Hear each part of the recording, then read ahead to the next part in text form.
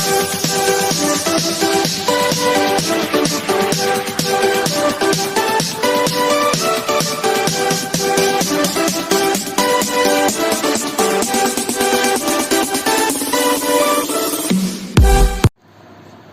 see, in this video I am going to discuss the very important topic, and the topic is electrostatic potential energy due to electric dipole in external electric field.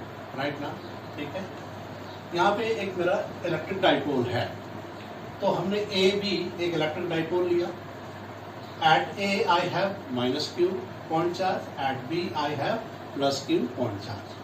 ए और B के बीच का जो separation बड़ा short है, and the separation is indicated by 2a. Clear ना? O B the mid point of the electric dipole. Very clear, ठीक है. Now this one is my all the parallel lines are nothing but the lines of electric field. ये सारा parallel है और equal distant है, तो it must just develop the uniform electric field. This one is my external uniform electric field. Right ना? ठीक है. तो इस एक्सटर्नल यूनिफॉर्म इलेक्ट्रिक फील्ड में हमने डाइपोल को रखा, and theta be the angle between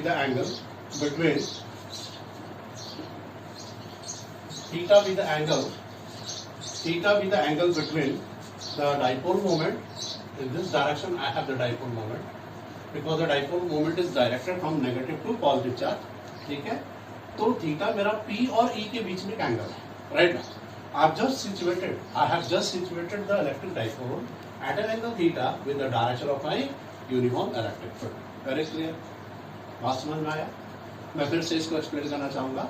मेरा जो डाइपोल है वो मेरा सिचुएटेड है एट एंगल थीटा पर with uniform electric field. Clear? चलो, अब हम कैसे इलेक्ट्रोस्टैटिक पोटेंशियल एनर्जी को यहाँ पे डराइव करेंगे. ठीक है. सबसे पहले आप देखो, ये जो इलेक्ट्रिक फील्ड है इस चार्ज पर प्लस क्यू पर एक फोर्स अप्लाई करेगा, और वो फोर्स मेरा क्यू इंटू ई होगा. ठीक है. ये फोर्स मेरा इलेक्ट्रिक फील्ड के डायरेक्शन के अलोंग होगा. अब ये इलेक्ट्रिक फील्ड इस चार्ज पर माइनस क्यू पर भी एक फोर्स अप्लाई करेगा जो मेरा इलेक्ट्रिक फील्ड के डायरेक्शन के अपोजिट होगा. वेरी क्लियर ना? ये फोर्स इसको इस डायरेक्शन में, ठीक है, ओरिएंट करेगा, और ये फोर्स इसको इस डायरेक्शन में ओरिएंट करेगा. तो ओरिएंटेशन कैसा आ रहा है? That is clockwise. The orientation of the electric dipole becomes in clockwise direction. Very clear ना? ठीक है, यहाँ तक क्लियर. अच्छा, आपने पढ़ा होगा कि अगर हम फोर्स अप्लाई करते हैं किसी भी बॉडी पर, अगर वो बॉडी मेरा रोटेट करने लगता है, तो that force is equal to my torque. वो मेरा टॉर्क होता है. तो हम सबसे पहले यहाँ टॉर्क निकालेंगे. राइट ना? तो now the torque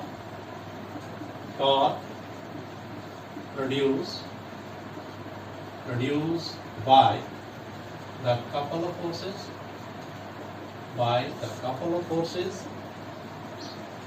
is given. The torque produced by the couple of forces, यहाँ couple of forces क्या हुआ? एक QE हो गया और एक माइनस QE हो गया. राइट ना? तो बेटर है कि couple of forces में आप ऐसे भी लिख लो, QE and minus q. अब लिख लो, आपको याद रखना पड़ेगा. राइट ना? The torque produced by the couple of forces, and forces are nothing but by QE and minus QE is given us. तो टॉर्क का मेरा डेफिनेशन क्या होता है? हम मैग्नीट्यूड फॉर्म में लिख रहे हैं टॉर्क को यहाँ पे. तो torque is the magnitude of either of the force.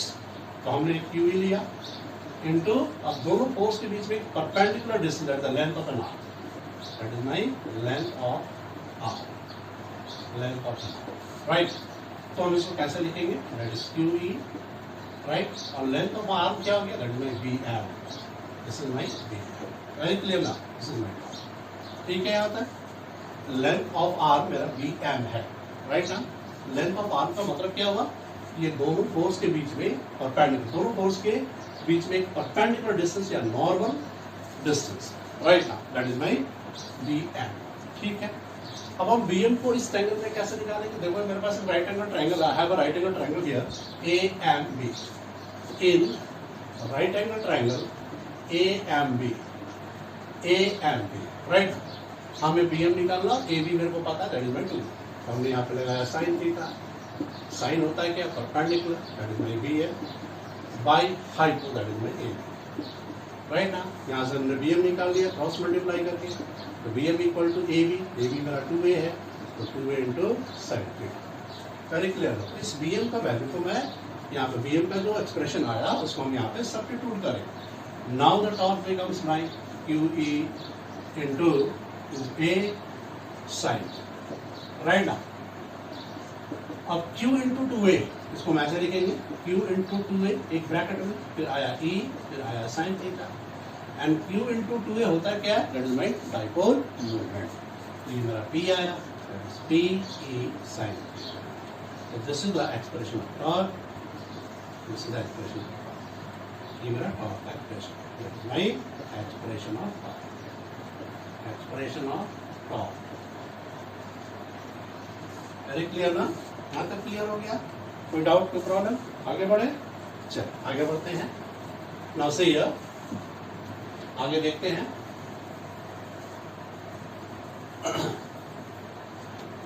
अब हम क्या करेंगे, ये जो डाइपोल है, इस डाइपोल को थोड़ा सा हम इसको स्मॉल ओरिएंट करेंगे, थोड़ा ओरिएंटेशन लाएंगे, राइट ना।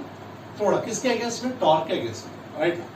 तब हम डाइपोल को थोड़ा घुमाएंगे anti clockwise through the small angle d theta against the torque, then I have to do some work, right ना।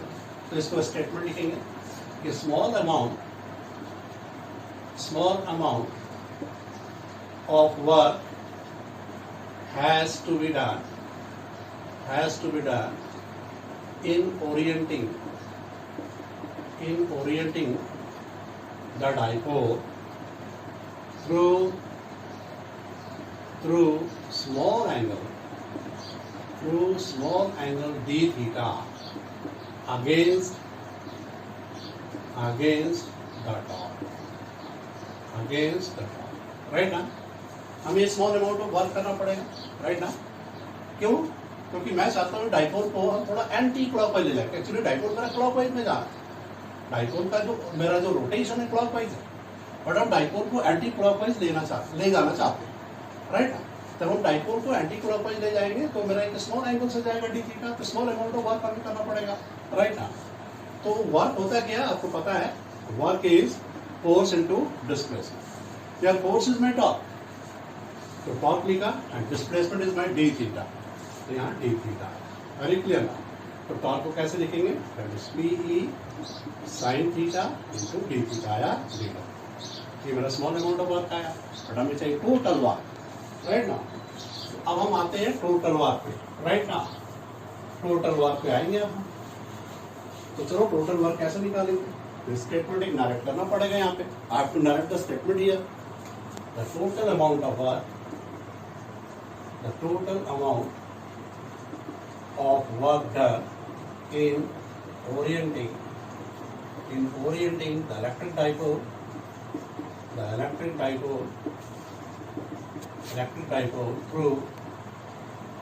through theta 1 to theta 2, ठीक है, is given as the total amount of work done in orienting the electric dipole through theta 1 to theta 2 is given as। तो चलो work done को निकालेंगे, तो हम छोटा सा जब बड़ा यूनिट पे जाते हैं तो हमें इंटीग्रेट करना पड़ता है। तो वर्क मेरा हो गया W, अब हम इसको इंटीग्रेट करेंगे, यहाँ पे थीटा 1, यहाँ पे थीटा 2, फिर मेरा P, फिर E, फिर sine theta D। Very clear ना, यहाँ तक क्लियर है। अब देखो P मेरा डाइपोल गिवन था, तो डाइपोल का जो डाइपोल मूवमेंट है मेरा कॉन्स्टेंट है, फिर मेरा यहाँ पे यूनिफॉर्म इलेक्ट्रिक फील्ड भी गिवन था, E भी मेरा क्या है, कांस्टेंट है। तो P और E मेरा कांस्टेंट है, जो कांस्टेंट होता है उसको हम इंटीग्रेशन से बाहर कर लेंगे। चलो हमने P E को बाहर रखा, अब हमने इंटीग्रेट किया थीटा 1 से थीटा 2, और मेरा यहाँ पे वेरिएबल बना sine theta D. Very clear, यहाँ तक ठीक है, यहाँ तक क्लियर। अब आपको पता है कि साइन थीटा का इंटीग्रेशन क्या होता है, माइनस कॉस थीटा। तो now the work W equal to minus sine बाहर ले लिया, फिर पी ई और ब्रैकेट के अंदर आया कॉस थीटा, फिर यहाँ पे थीटा 1, यहाँ पे थीटा 2, राइट ना। हमने साइन थीटा का इंटीग्रेशन किया तो मेरा माइनस कॉस थीटा हुआ, माइनस को मैंने बाहर ले लिया और ब्रैकेट के अंदर में कॉस थीटा हुआ, और यहाँ पे मेरा लिमिट्स ऑफ इंटीग्रेशन है। अब हम लिमिट को अप्लाई करेंगे, that is minus P E. अब यहाँ पे थीटा की जगह पर एक बार थीटा 2 आएगा, कॉस थीटा 2, फिर माइनस, फिर यहाँ पे कॉस थीटा 1, राइट ना। तो हम इसको नेगेटिव को पॉजिटिव करना चाह रहे हैं, I just convert the negative side to positive side. तो कॉस थीटा 1 को पहले लिखेंगे, कॉस थीटा 2 बाद में आ जाएगा। तो मेरा हो गया पी ई, फिर in bracket cos theta 1 minus cos theta 2, and this is my work done. And work is stored in the form of electrostatic potential. So this is nothing but my electrostatic potential, that is my U. And U is Pe, in bracket cos theta 1 minus cos theta 2, and this is my electrostatic potential energy. यही मेरा E Pe है of Q2 and electric and electric. Very clear ना। But यहाँ पे case है, तो case को भी स्टडी कर लेते हैं, राइट ना। और केस को भी स्टडी कर लेते हैं, बड़ा सिंपल सी बात है, राइट। मान लो लेट हमने माना कि थीटा 1 जो इनिशियल ओरिएंटेशन था वो मेरा 90 डिग्री, राइट। ठीक है, थीटा 1 को हमने 90 माना। 90 मतलब मेरा जो डाइपोल था, मेरा इलेक्ट्रिक फील्ड के परपेंडिकुलर, राइट ना, परपेंडिकुलर। अब थीटा 2 को हमने थीटा मान लिया, हमने मान लिया, लेट हमने माना, एज्यूम किया, ये मेरा एग्जम्पशन है। अब इस एग्जम्पशन को इसमें हम पुट अप करेंगे, तो now U becomes that is electrostatic potential energy, इसको हम ई बोलेंगे। वो मेरा हो जाएगा पी ई, फिर कॉस, तो थीटा 1 की जगह 90 आया, that is cos 90 minus cos, और थीटा 2 जगह थीटा आया, थीटा लिखा। कॉस 90 का वैल्यू 0 होता है, तो आया क्या, दैट इज मेरा पी ई, यहाँ पे हो गया 0 माइनस कॉस थीटा, तो फाइनली मेरे को आया minus P E cos theta, ये मेरा यू आया, इसमें मेरा यू। अब इसको वेक्टर फॉर्म में कैसे लिखेंगे, in vector form I can write this expression as that is U, यहाँ पे u पर वेक्टर साइन दे देंगे, वो एनर्जी मेरा स्केलर क्वांटिटी होता है। बट यहाँ पे मेरा P E sine theta, P भी मेरा वेक्टर क्वांटिटी है, ई भी मेरा वेक्टर क्वांटिटी, और यहाँ पे मेरा एंगल मेरा पी और ई के बीच में है थीटा, तो इसको हम लिखेंगे minus P vector dot E vector. जब भी मेरा कॉस थीटा होता है तो डॉट प्रोडक्ट होता है, तो this is the expression of electrostatic potential energy in vector form. Very clear. This is based on the expression of the electrostatic potential energy, right? My first case is when theta becomes my 0 degree, right? हमको मालूम था कि u का expression क्या था, u is minus p e cos theta, ये हमने देखा था अभी, u equal to minus p e cos theta, right ना। हमने थीटा को 0 लिया, थोड़ा यहाँ पे आओ, थीटा 0 का मतलब क्या हुआ कि मेरा जो डाइपोल मोमेंट है p और जो मेरा E है वो सेम डायरेक्शन में आ गया, राइट। तो this one is my electric dipole, and dipole moment is directed from negative to positive charge. तो P और E का डायरेक्शन सेम होने से थीटा 0 हुआ। अगर थीटा 0 होगा तो इस एक्सप्रेशन में थीटा जब 0 हम प्रोडक्ट करेंगे, तो U मेरा हो गया माइनस P। तो ये मेरा सिचुएशन बताता है कि डाइपोल जो है वो स्टेबल पोजिशन में है ना, in uniform electric field. Very clear. Now come to the second case. Second case I take theta must be 90 degree. Theta 90 का मतलब क्या हुआ, यहाँ पे देखो मेरा इलेक्ट्रिक फील्ड का डायरेक्शन इधर है और डाइपोल मेरा इधर है, डाइपोल मोमेंट का डायरेक्शन बिल्कुल एट राइट एंगल है ना, here is minus Q, here is plus Q, ये मेरा इलेक्ट्रिक डाइपोल है। तो इलेक्ट्रिक डाइपोल में डाइपोल मोमेंट का डायरेक्शन किधर होता है, नेगेटिव से पॉजिटिव, तो दिस में the direction of my dipole moment, और ये मेरा ई है, तो एंगल कितना बना 90 डिग्री। अगर यहाँ पे थीटा जब पर 90 रखेंगे तो cos 90 का वैल्यू 0 होता है, तो यू तो 0 हो गया। 0 का मतलब हो गया कि electrostatic potential energy must be 0 ही, राइट ना। Now come to the third case. Theta मेरा 180 है। 180 का मतलब क्या हो गया कि मेरा इलेक्ट्रिक फील्ड के जस्ट अपोजिट मेरा डाइपोल मूवमेंट है, मेरा ई मेरा इस डायरेक्शन में, तो मेरा पी मेरा इस डायरेक्शन में, तो थीटा 180 हो गया। अगर यहाँ पे हम 180 रखेंगे, cos 180 का वैल्यू -1 होता है, तो मेरा ये हो गया पी। ये मेरा unstable position of electric dipole है। तो first one is my stable position, last one is my unstable position, and in the second in the mid of the cases I have the zero electrostatic potential energy, right now। ठीक है, clear. चलिए हम आगे बढ़ते हैं। आगे बड़ा important topic है, थोड़ा ध्यान दीजिएगा। छोटा छोटा टॉपिक थोड़ा बाकी रह गया, हम उसको डिस्कस करने जा रहे हैं, राइट ना। वो टॉपिक क्या है थोड़ा देखो प्लीज। एक क्वेश्चन के फॉर्म में आता है कि what is electron volt. Electron volt, ठीक है, what is electron volt express it in joules. ऐसा एक क्वेश्चन आ सकता है। What is electric volt, what is an electric volt, ऐसे भी लिख सकते हैं। What is electric volt and express it in joules. तो देखो इसको कैसे लिखेंगे। तो 1 इलेक्ट्रिक वोल्ट, ये small E stand for the electron and V for the volt. इसको हम ऐसे लिख सकते हैं 1 इलेक्ट्रॉन इंटू 1 वोल्ट, ऐसे लिखेंगे, राइट। आप देखो यहाँ पे ध्यान से देखो, ये electron volt is nothing but the unit of my energy, है ना, पोटेंशियल एनर्जी का मेरा यूनिट है, ठीक है, कमर्शियल यूनिट।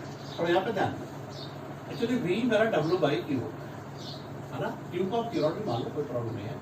अगर मैं यहाँ से W निकालूंगा तो V इंटू Q नॉट होगा, कुछ ऐसा होगा, ठीक है। एक Q not stand for the charge, और यहाँ चार्ज मेरा क्या है, that is my electron, charge मेरा इलेक्ट्रॉन है, and V stand for my potential difference, and potential difference का यूनिट क्या होता है, दैट इज माई वोल्ट, ऐसा होगा।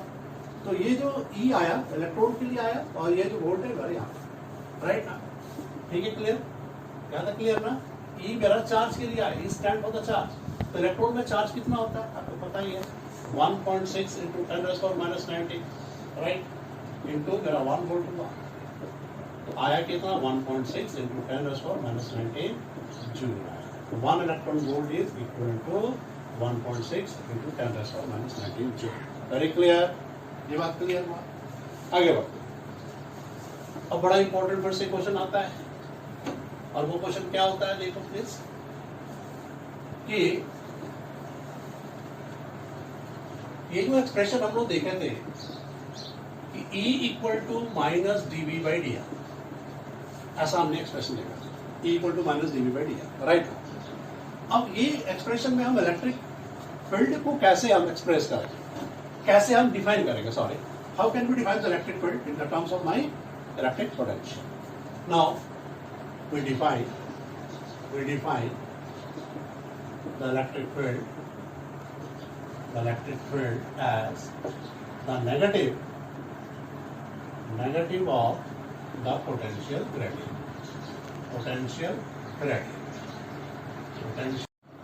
ठीक है।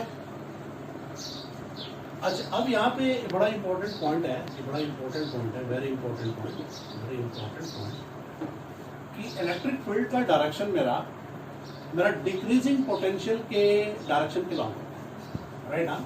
तो हम यहाँ पे लिखेंगे कि electric field is always directed towards the decreasing potential.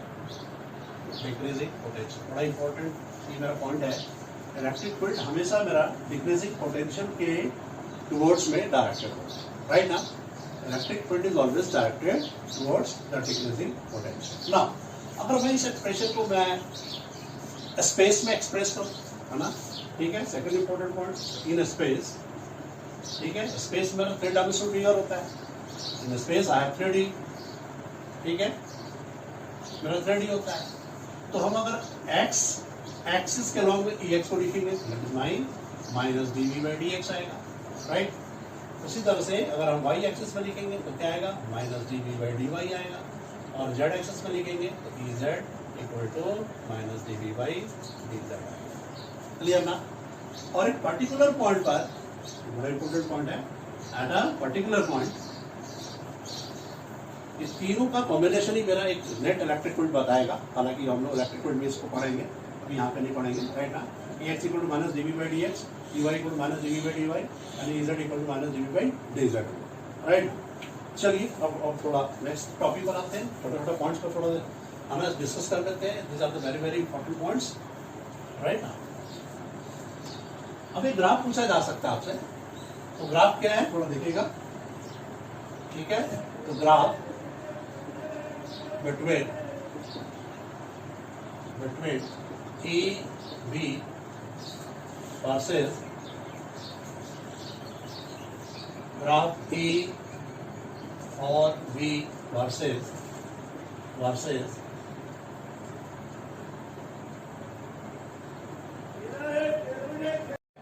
Graph between E और B वर्सेस R। तो चलो हम x एक्सिस पर R लेते हैं और y एक्सिस पर E और B लेते हैं। तो मेरे को पता है कि ये E का एक्सप्रेशन क्या होता है 1/4π Q/R²। यहाँ से एक मेरे को कंक्लूजन आया कि E is proportional to 1/R²। और मेरे को पता है कि इलेक्ट्रिक पोटेंशियल का एक्सप्रेशन क्या होता है 1/4π Q/R, तो B is proportional to 1/R आया। अगर मैं E को R के रेस्पेक्ट में प्लॉट करूँ तो कुछ ऐसा ग्राफ आया, और अगर हम V को R के रेस्पेक्ट में करूँ तो कुछ ऐसा ग्राफ आया, राइट ना। ये दोनों ग्राफ एक दूसरे को एक पर्टिकुलर पॉइंट पर आकर इंटरसेक्ट किया, right. At the intersecting point, R must be equal to 1, and at the intersecting point E और B का वैल्यू मेरा सेम होगा, that is my Q/4πε0। ठीक है, ये ग्राफ को बिल्कुल अच्छी तरह से दिमाग में सारे बच्चे, सारे स्टूडेंट, है ना, बैठा लीजिए, क्लियर ना। चलिए आगे बढ़ते हैं।